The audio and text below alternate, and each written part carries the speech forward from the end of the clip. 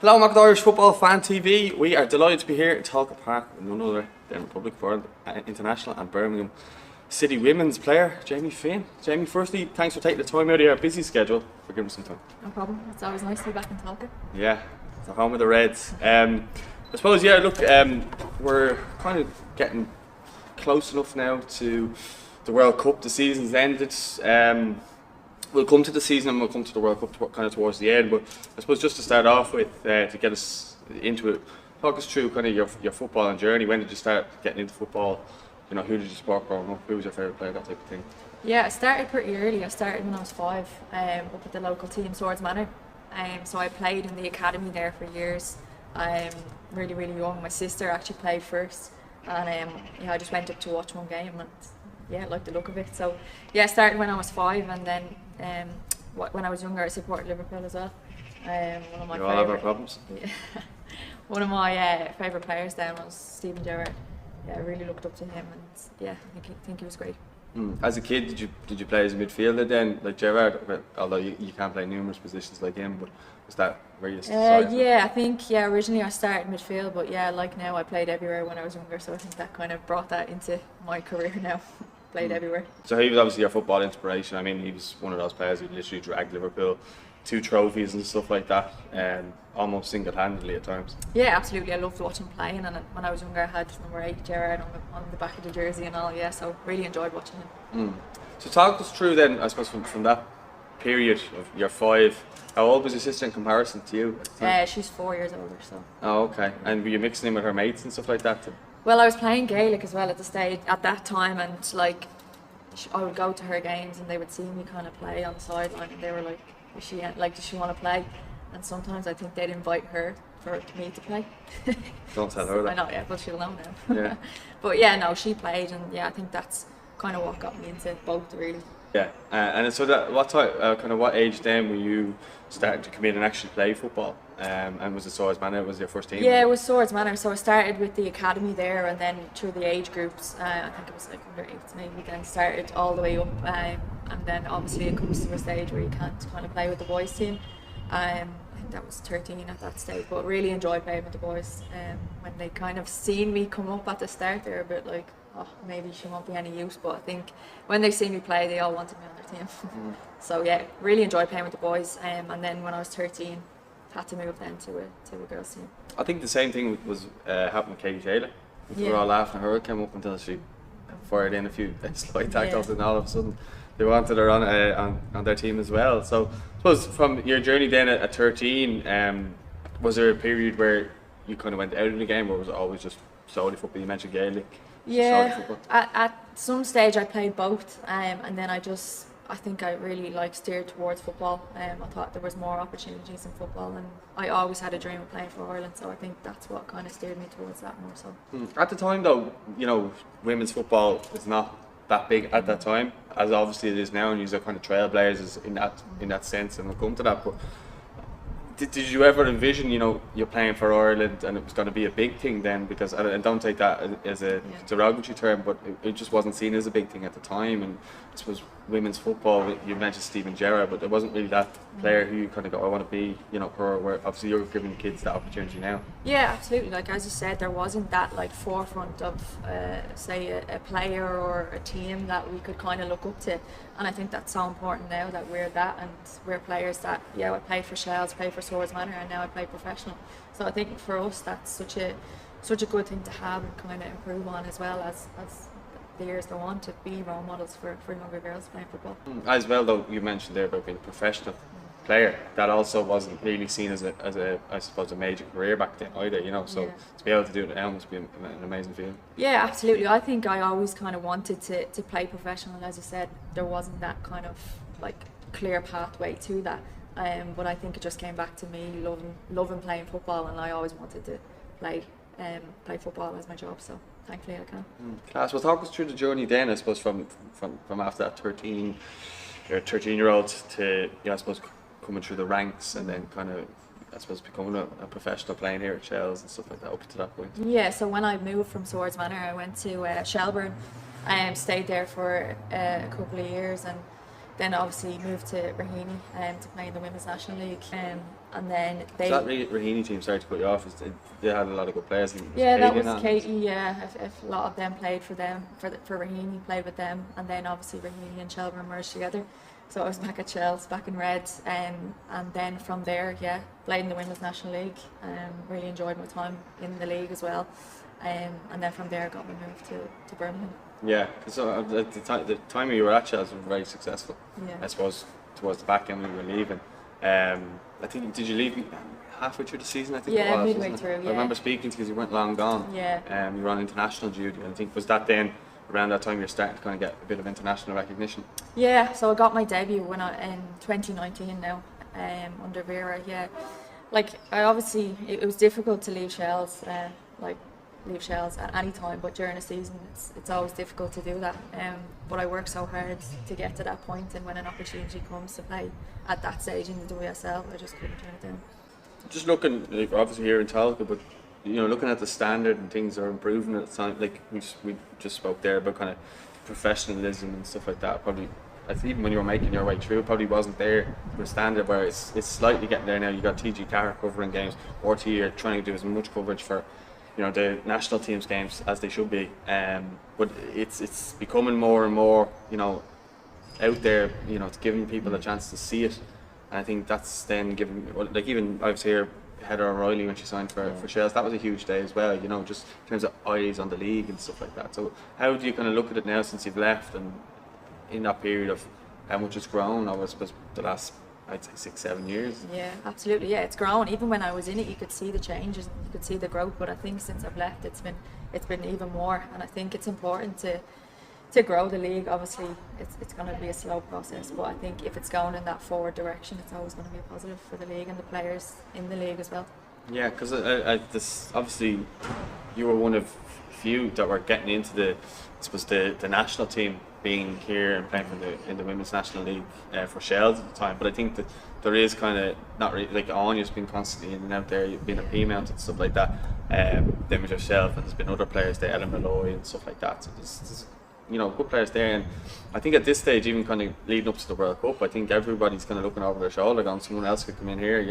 I think that's the beauty and the strength that we're starting to kind of get there, and just the depth in the squad, which I think you need, especially in the World Cup. Yeah, absolutely. As you said, there's quality in the league here in Ireland, and obviously that will only grow when clubs become full-time, part-time. It is a slow process, and I think players just obviously have to stick with it, and clubs and stuff like that. But as you said, it's going in the right direction, so only positive from there. I think it needs as much professionalism, more fans coming on the regular, which it seems to be in the League of Ireland. That seems to be happening, and then hopefully that'll be a bit of a snowball effect then.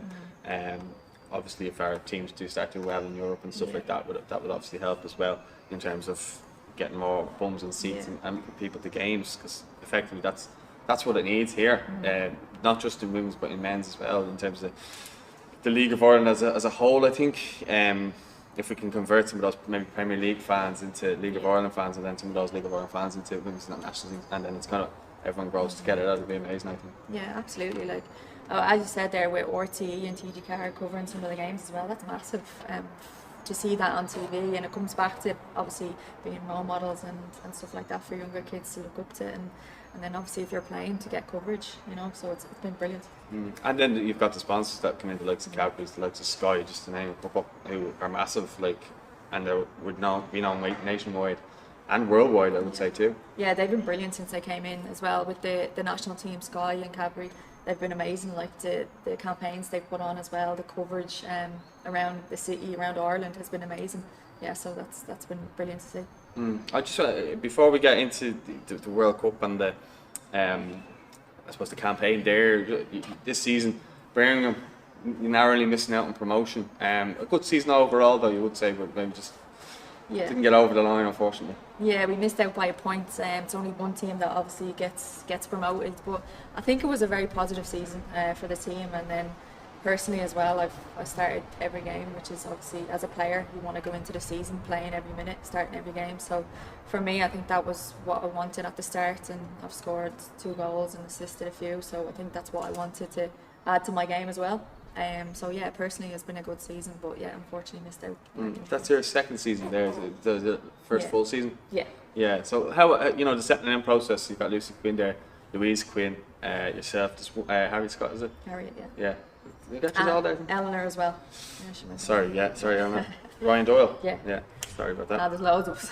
Yeah, so that must be great, because when you're kind of going away, I think of, a lot of Irish players that have gone over to kind of Birmingham in the past, there does seem to be quite a few Irish over there anyway, but just going there and settling in, was that your first time away from Ireland? Yeah, I had a stint in America, but yeah, it's been my first kind of professional away, and yeah, it's always nice to see familiar faces when you go into a new group that you don't know, and the girls welcomed me really well, and I settled in really good.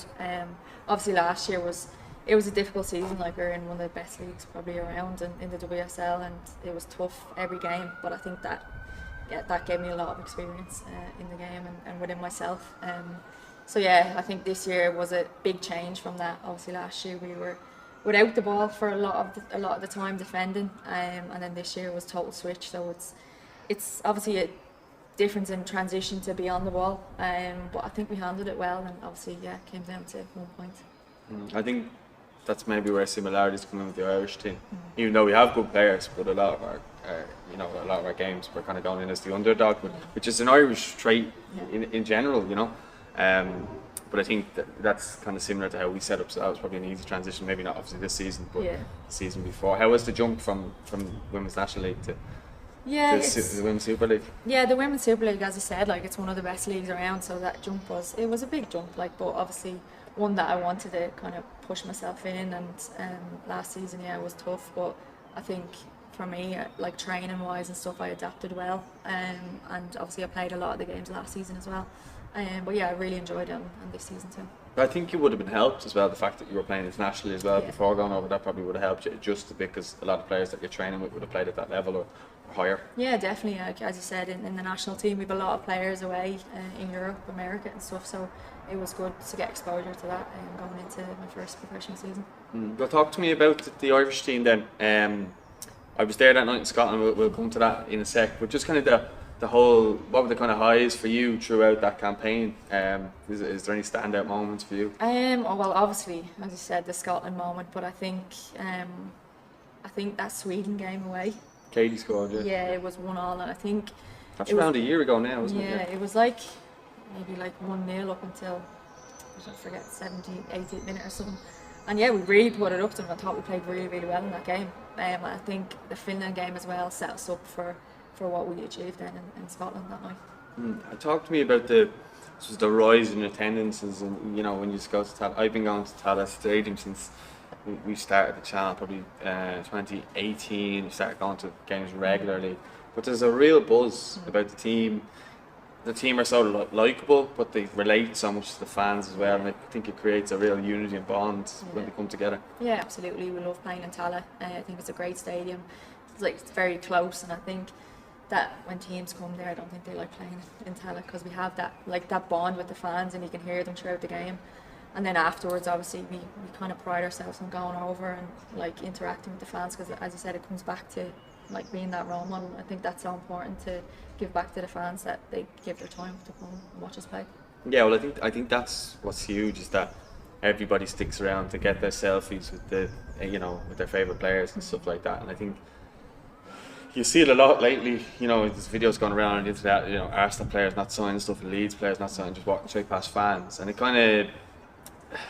makes you you lose a bit of respect for the players for not doing that. Whereas obviously with you guys and the team, it's all about the fans, and you care that they come and support you. And I think that's brilliant. The giving back is, because we've all been that kid who kind of looks up to players and they're the inspiration. But you see it every game, people are asking for everyone's shirts and stuff like that, and eventually they get them. Yeah.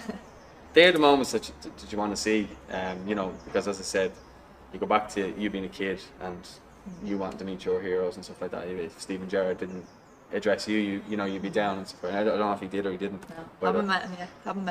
Yeah. That's on the list. Yeah. But yeah, so for that, and then I just bring it back to, we'd mentioned it earlier, the fact that when you were growing up, there wasn't that female figure that that player that they look up to and stuff like that. So it must be lovely now for you to be one of those players to, thousands of fans. Yeah, it's really nice, obviously, to be that figure in someone's life.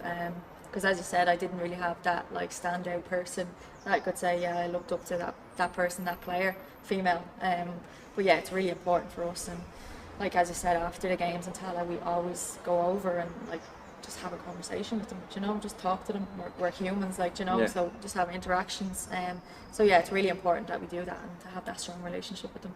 I think it's the little things, that you might not realise it now, but in 10 years' time, someone will come up to you and go, I met you at the Scotland game, and show you photos and stuff like that. They're I think the real moments that you'll look back on and cherish it. You have a long time playing now, I would still say, got touch wood, no injuries. But the night in Scotland, I was there, the scenes were amazing. You were right back that night. Yeah. Right. So I don't want to jinx your chances here as well, but I think the fact that you have such good versatility, I think that you'll be one of Vera's top picks, I think, for the squad there. But just on that game itself, coming into it, Scotland were favourites. We got the bye then, so we had a little bit more recovery time, you would say. But the balls, everything, it was set up that we were kind of going there to be the the villains, to take away the result, and we did. But what was the buzz like leading up to the game for you? That was before kickoff and everything like that. Yeah, well, obviously it was an evening kickoff, so it was a long day. A long day waiting for that game. My family and partner and all kind of came over, so that was nice to have them there. But yeah, it was such a long day waiting for the game. But I think like in games like that, everyone wants to be involved in that game. So I think we were nervous. I was personally nervous, but the minute the whistle went, that was all gone. Just full focus. Full focus on the game. We knew what we had to do. And yeah, it was amazing. I'll never forget that day, that whole day. And yeah, it was brilliant. Yeah, you just mentioned there about everyone wanting to be involved, and I think that showed when Amber came on, because I don't think maybe over the course of the campaign she probably got as much minutes as she would have wanted, but she came on and she was the difference, to score that goal. Yeah, it just shows our squad depth that we have within the squad, like to come on and score that goal in such a amazing kind of game. For her to come on and do that shows great confidence, and yeah, we have that type of players to come off the bench and do that. Yeah, and then the scenes afterwards were brilliant. We captured a lot of it on our channel and stuff. Everybody was just so happy. It was great because as a nation we don't qualify for a lot of tournaments, so to be able to say that we're at a World Cup, and this will be the first World Cup for the women, but it'll also be, I think, the first World Cup in over 20 years for an Irish team. Yeah, it was amazing. I remember asking the ref like how long is left, and she said it's over. I think Courtney had the ball and she just said, yeah, it's over after this, and everyone just went mad. And seeing my family afterwards, it just broke into tears. Like, it's just that build up of over how many years to get to that stage, and it wasn't just for the players on that night. I think it was players that played before us that got us to that stage and stuff like that. So it was brilliant for everyone involved, not just on that night. Yeah, well, just think of players like Emma Byrne and I suppose Olivia too, and it was how nice was it to see them there and participate in the celebrations and stuff like that. I think that was lovely as well. Yeah, it was lovely. Like, as I said, it wasn't just what we done on that night. It was like the foundations of what was made like years and years back, and to do that and to give back to all those players, managers, everyone that was involved in Irish football was brilliant. I think actually people forget that Courtney saved that penalty that night as well, because the only thing is Amber's goal, but they actually forget how important that save was. So Courtney was kind of, I think when they got the penalty, I was just like, she's going to save it. I knew she was going to save it. Like, when she was going to the game, she was like kind of looking at their penalties, and yeah, I think she was confident. And when she saved that, I said, we're going to win this. Like, in football you have that feeling, and when she done that, I had a good feeling. Yeah, hopefully she has a few more of those feelings in the group stages. But talk to me, your kind of excitement now. I think we're just 2 months and a little bit now away. Will you be keeping yourself kind of ticking over now in the next while? Yeah, in fairness, trying to avoid any sort of injuries. Yeah, in fairness to Vera and the backroom staff, they'll have us well kind of looked after over that period of time. They'll give us stuff to do. But for me personally, it's just about being fully focused and being prepared and ready for selection if that comes around. Because it's just such an amazing thing to be part of a World Cup for your country. I mean, anything like just thinking about that. Like, obviously when I was younger, watching like the men's World Cup, like, you want to be involved in that for your country, So yeah, it's just about being prepared and being the best I can be. Yeah, I think people forget how, there's people who hate football, but when the World Cup is there, yeah, no, weirdo.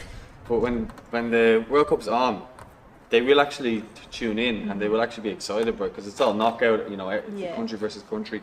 And I think it's just different. World Cups are just different in the best way possible, And I personally, I cannot wait to see it and to see it on the main stage. And obviously, you're going to be representing the country on the main stage. And if we go back to you as a kid and not seeing that, but now you're going to again go back to it. You're going to look back in a number of years and how big this actually was for women's football and the progression of the game here. Yeah, it's going to be massive. I think the support here and even in Australia, I think there's going to be a lot of Irish over there, and yeah, playing that first game against Australia, it's going to be massive. It's going to be huge, and it's going to be such an honour, hopefully, to be a part of. Yeah, I think so, over 85,000 are going to be at that game. Yeah. Have you? What's the largest you've played in front of? Maybe less than 20,000, just under. Yeah, so big difference. Yeah, well, hopefully you get a chance to maybe be in and around the stadium and take it all in beforehand. Obviously, it doesn't replicate having 85,000 fans, but just to get in and maybe get a bit of the nerves out early doors. No, I think for me, obviously, any player will be nervous playing at a World Cup for their country, but whenever, even on my debut, it's just whenever the whistle goes, you're trying to just focus on what you have to do, and I think in a World Cup that's going to be vitally important. Well, I think as well, what you do have there is players like Katie and stuff like that who've been playing in Europe and stuff like that. Denise, they play in big stadiums, and they'll, I suppose, you'll be able to lean on them and kind of, if I'm not saying you're going to be nervous or anything like that in terms of in front of a crowd, but it's good to have these type of players who are used to a big occasion and have won big things too. Yeah, obviously we have the senior players in there that have been around kind of big crowds. And Louise, yeah. So yeah, they'll obviously will lean on them for support and stuff like that. So yeah, so not far out. I think we'll leave it at that. I just want to wish you the best of luck. Thanks for giving up your time, and I can't wait now to see you in the World Cup and hopefully be there as well to see you and cheer you on. So thanks very much for your time, Jamie. Right, all the best of luck. Thank you. Luka Modric. And why? He was just a fantastic footballer, class. Never give. Just a great